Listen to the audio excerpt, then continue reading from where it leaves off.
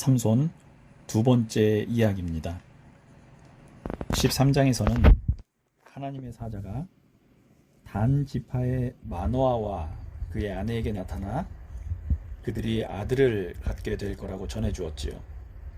그리고 그 아들을 구별된 자 나실인으로서 뱃속에서부터 어떻게 키워야 하는지를 알려주는 장면이 나왔습니다. 그리고 오늘 14장에는 이제 청년이 된 삼손의 이야기가 펼쳐집니다. 어느 날 삼손은 딥나에서 한 여인을 만나게 됩니다.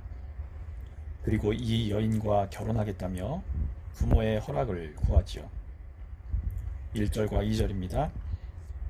삼손이 딥나에 내려가서 거기서 블레셋 사람의 딸들 중에서 한 여자를 보고 올라와서 자기 부모에게 말하여 이르되 내가 딥나에서 블레셋 사람의 딸들 중에서 한 여자를 보았사오니 이제 그를 맞이하여 내 아내로 삼게 하소서 하매.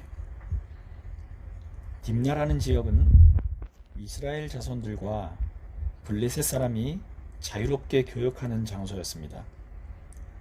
단 지파의 땅에 속한 성읍이었는데 당시에는 블레셋 사람들이 살고 있었고요.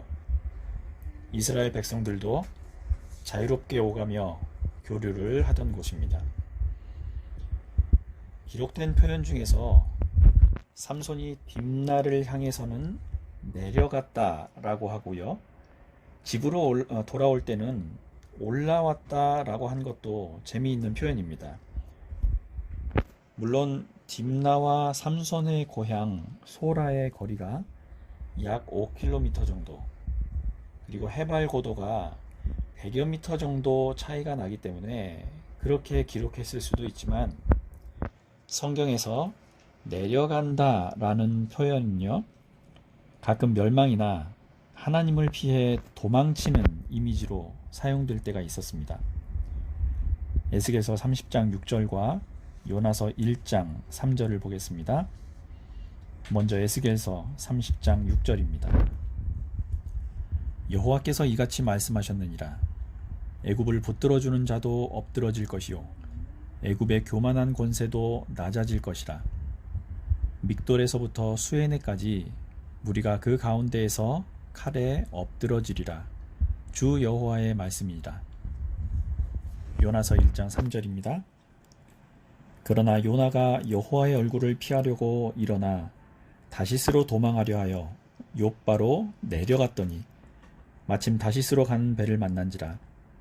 여호와의 얼굴을 피하여 그들과 함께 다시스로 가려고 뱃삭을 주고 배에 올랐더라. 이런 의미로 해석해 본다면 삼손이 딥나에서 스스로 구별된 사람으로서의 정체성을 잃었다라고 추측해 볼 수 있는 대목인 거지요. 그런 추측은 삼손이 딥나에 내려가서 그녀를 보았다라는 말에서 더 확실해집니다. 보았다, 라라는 말은요, 눈으로 보는 것을 뜻하는 일반적인 단어지만 무엇에 대해 관심을 갖고 주목하는 것을 의미합니다. 신학적으로는 하나님의 말씀을 받아들이고 마음으로 이해하고 믿음으로 수용하는 것까지를 뜻합니다. 삼손이 딥나에서 한 여인을 보았다라는 것은요, 눈으로 한 번 보았다는 것이 아니라 여러 번 보고 사귀고 마음을 나누었다는 걸 의미합니다. 특히 2절 후반부에 보면 그를 맞이하여 내 아내로 삼게 하소서라고 되어 있는 부분이 있습니다. 이 부분을 원문 성경 그대로 직역을 하자면 그리고 이제 당신들은 나를 위하여 그녀를 아내로 취하소서라는 말이 됩니다. 한글 성경에는 이 나를 위하여 라는 부분이 생략되어 있는데 이 부분까지 고려를 해보면 삼손이 얼마나 자기 중심적인 욕망에 빠져 있었는지를 알 수 있게 되는 거죠. 집으로 돌아온 삼손의 이야기를 들은 마노아와 그의 아내는 블레셋 사람을 아내로 맞으려는 삼손을 못마땅하게 생각합니다. 3절입니다. 그의 부모가 그에게 이르되 내 형제들의 딸들 중에나 내 백성 중에 어찌 여자가 없어서 내가 할례 받지 아니한 블레셋 사람에게 가서 아내를 맞으려 하느냐 하니 삼손이 그의 아버지에게 이르되 내가 그 여자를 좋아하오니 나를 위하여 그 여자를 데려오소서 하니라. 할례라는 건 아브라함과 맺으신 언약, 무지개로 상징되는 노아와의 언약처럼 이스라엘 민족에게는요, 선택받은 민족이라는 종교적 확신에 근거한 너무나 중요한 의식이었지요.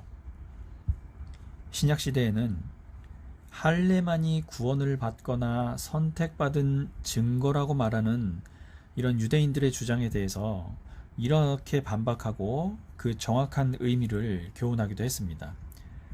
로마서 2장 28절과 29절입니다. 무릇 표면적 유대인이 유대인이 아니요 표면적 육신의 할례가 할례가 아니니라.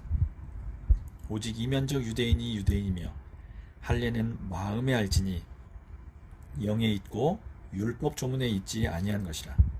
그 칭찬이 사람에게서가 아니요 다만 하나님에게서니라. 물론 라합이나 룻의 경우처럼 하나님을 믿는 이방인이라면 삼손의 부모들이 그녀를 받아들일 수도 있었겠지만 대체적으로 삼손이 결혼을 요구할 당시 이스라엘의 전통과 율법으로는 이방 여인과의 혼인이 금지되어 있었습니다. 그리고 삼손이 내가 그 여자를 좋아한다 라고 말한 부분에서요, 좋아한다 라는 부분에 주목해 보시기 바랍니다. 이 말은요, 야샤르라고 하는데 평탄한 것, 곧고 바른 것, 옳은 것, 정직한 것을 뜻하는 말입니다. 이 부분을 원어대로 해석하자면 삼손은 그 여인이 자기의 눈에 옳은, 흠이 없는, 정직하고 바른 여인이다 라고 말하고 있는 겁니다. 이것과 똑같은 표현이 7절에서도 나오지요. 7절입니다. 그가 내려가서 그 여자와 말하니 그 여자가 삼손의 눈에 들었더라. 삼손의 부모는 그녀가 할례를 받지 않은 이방인의 딸이기 때문에 하나님 보시기에 좋지 않다라고 했지만 삼손은 그래도 자기의 눈에는 너무나 아름답고 의로우며 선하다고 맞서고 있는 겁니다. 그녀의 어떤 점에 삼손이 자신의 마음을 빼앗겼는지는 알 수 없지만 기록된 삼손의 말과 행동을 놓고 보자면 거룩하게 구별되어야 할 나실임에도 불구하고 자신의 신분을 잊고 순전히 자신의 눈과 판단대로 생각하며 행동하고 있었다는 것을 알 수 있습니다. 사사기 13장 24절에는 삼손이 어떻게 자라났는지를 보여줍니다. 24절입니다. 그 여인이 아들을 낳음에 그의 이름을 삼손이라 하니라. 그 아이가 자라매 여호와께서 그에게 복을 주시더니. 하나님의 복을 받으며 어린 시절을 보낸 삼손은 이제 청년이 되었습니다.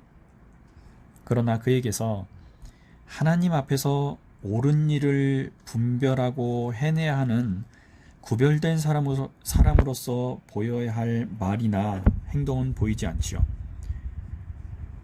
자신의 눈과 판단을 더 따르려는 이런 삼손의 모습은요, 당시 이스라엘 백성들이 처한 상황을 그대로 보여줍니다. 사사기 21장 25절입니다. 그때 이스라엘에 왕이 없으므로 사람이 각기 자기의 소견에 옳은 대로 행하였더라. 삼손이 굳이 이렇게 행동한 이유에 대해서 설명이 나오기는 합니다. 4절입니다. 그때 블레셋 사람이 이스라엘을 다스린 까닭에 삼손이 틈을 타서 블레셋 사람을 치려 함이었으나 그의 부모는 이 일이 여호와께로부터 나온 것인 줄은 알지 못하였더라. 여길 보면 갑자기 삼손이 이 결혼을 이용해서 블레셋 사람들을 치려 했다는 것, 그리고 그것이 하나님으로부터 나온 계획이라는 말이 이 글을 읽는 독자들로 하여금 매우 혼란스럽게 만듭니다. 이 부분에 대한 다른 번역본들을 좀 보여드리겠습니다. 먼저 공동번역입니다. 그러나 그의 부모는 이 일이 모두 야훼께서 하시는 일인 줄 몰랐다. 그때는 블레셋 사람들이 이스라엘을 지배하던 때였기에 야훼께서 블레셋 사람들을 칠 구실을 마련하시려는 것이었다. 새 번역입니다. 그의 부모는 주님께서 블레셋 사람을 치실 계기를 삼으려고 이 일을 하시는 줄을 알지 못하였다. 그때에 블레셋 사람이 이스라엘을 지배하고 있었다. 현대인의 성경까지 보겠습니다. 그의 부모는 이것이 여호와께서 계획하신 일인 줄을 알지 못하였다. 그때 이스라엘은 블레셋 사람의 지배를 받고 있었는데 여호와께서는 삼손을 통해 블레셋 사람을 칠 기회를 찾고 계셨다. 영문 성경 NIV 버전을 봐도요, 삼손보다는 하나님께서 블레셋을 치려 하셨다라는 데 초점이 가 있습니다. 블레셋 사람을 치는 주체가 어디는 삼손으로, 또 어떤 성경에는 하나님이라고 나와 있죠. 이 부분이 이렇게 혼란스러울 수밖에 없는 이유가 있습니다. 원문에 사용된 단어의 주체가 삼손인지 하나님인지 명확하지 않기 때문입니다. 그냥 그라는 대명사로만 나왔기 때문이죠. 그래서 주어를 삼손으로 보자면 그가 블레셋 사람들과 싸워 민족을 구하기 위해 계획적으로 이방 여인과 결혼하려고 했다는 말이 되고요. 하나님을 주어로 해서 본다면 삼손의 이런 인간적인 욕심과 판단에도 불구하고 하나님께서는 그를 택하신 뜻을 굽히지 않으시고 삼손을 통해 블레셋 사람들을 치려고 하셨다라는 말이 되는 거죠. 삼손이 지금까지 보인 말과 행동을 보면 그가 민족을 구원할 뜻을 가지고 이 이방 여인을 아내로 맞이하려고 했던 것은 아닌 걸로 보입니다. 여기에서 한 가지 더 짚고 넘어가야 할 구절이 있는데요. 그의 부모 역시 하나님의 뜻을 전혀 알지 못했다는 표현입니다. 마노아와 그의 아내가 아들을 지금까지 나실인으로 키우면서 많은 애를 썼다는 건 알겠지만 이들이 자기 아들을 신앙적으로 잘 양육했던 부모는 아니었다는 걸 알 수 있는 대목입니다. 자, 이제 5절부터는 너무나 잘 아시는 내용들이 나오는데요. 삼손이 딥나의 포도원 근처에서 사자를 죽이고 블레셋 사람들에게 먹는 자에게 먹는 것이 나오고 강한 자에게서 단 것이 나왔다며 수수께끼를 하고 내기를 하는 사건이 나옵니다.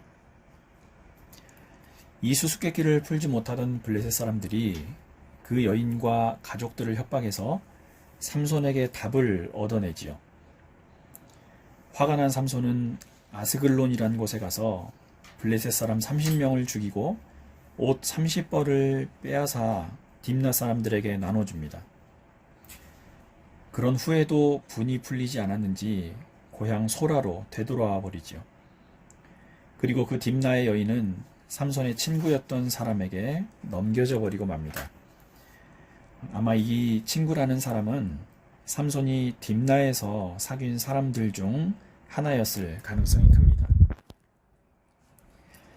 이 사건의 시작이 딥나의 포도원이라는 대목도 주목해 봐야 하지요.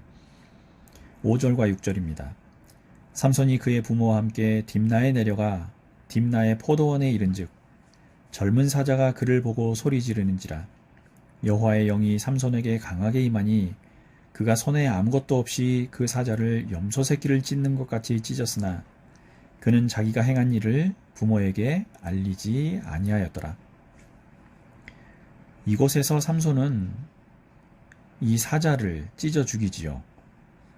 삼손은 나실인이었고요. 그의 부모 역시 삼손을 나실인으로 잘 양육해야 할 사명을 가진 사람들이었습니다. 나실인이라는 것은 하나님께 바쳐진 사람, 세상과 구별된 사람, 하나님을 거역하는 이방 문화와 분리되어야 하는 사람입니다. 이들에게 주어진 규정이 몇 가지 있었는데요. 포도주나 독주, 부정한 것들을 먹지 말고 시체를 가까이 하지 말라는 겁니다.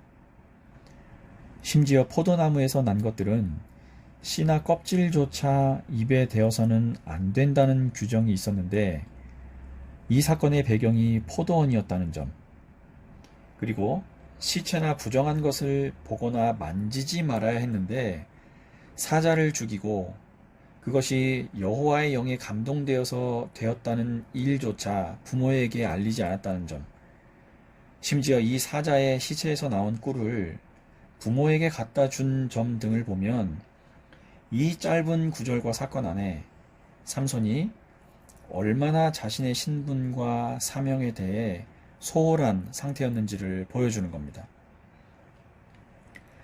어린 사자를 여호와의 영에 크게 감동이 되어서 염소 새끼를 찢는 것 같이 죽였다는 것은요, 얼핏 보면 하나님의 큰 능력이 돋보이는 것 같지만 이 내용 안에서도 삼손이 얼마나 나실인으로서 자기 본분을 우습게 여겼는지가 드러납니다. 왜냐하면 갑자기 포도원에 나타난 어린 사자는요, 하나님께서 나실인이었던 삼손에게 보내신 일종의 경고 메시지라고 해석해 볼 수도 있기 때문입니다. 만약에 그렇게 해석을 해본다면 하나님의 경고인 어린 사자를 삼손이 찢어 죽였다는 것은요, 그만큼 영적으로 하나님께 눈과 귀를 막고 있었다는 뜻이 되는 거죠. 어려서부터 지켜야 할 가장 중요한 것들을 잊은 삼손은 한편으로는 사자를 찢을 만큼 크신 하나님의 능력이 자신에게 있다는 것을 확인해 가면서도 다른 한편으로는 인간적인 욕망과 판단, 그리고 자신의 눈과 생각에 옳은 대로 행하는 이런 이중적인 모습을 보이고 있었던 거지요. 14장 1절 첫 부분에서 딥나를 향해 내려간다 라고 표현된 행위에서부터 시작된 이 삼손의 행위가 어떤 결과를 낳게 되는지 우리는 삼손을 통해서 알 수 있게 되는 겁니다. 성도란 해야 할 일과 하지 말아야 할 일, 가야 할 곳과 가지 말아야 할 곳, 어울려야 할 사람과 어울리지 말아야 할 사람들을 구별할 줄 알아야 합니다. 혹시라도 내 선택과 판단이 딥나를 향해 내려가 그 눈에 옳게 보이는 사람을 만났던 삼손과 같은 실수를 하더라도 즉시 그 길에서 돌이킬 수 있는 선택과 결단이 있어야 하는 거죠. 남은 한 주도 구별된 사람, 마땅히 지켜야 할 것과 버려야 할 것을 구별하는 지혜가 있으시기를 우리 주님 이름으로 축복합니다.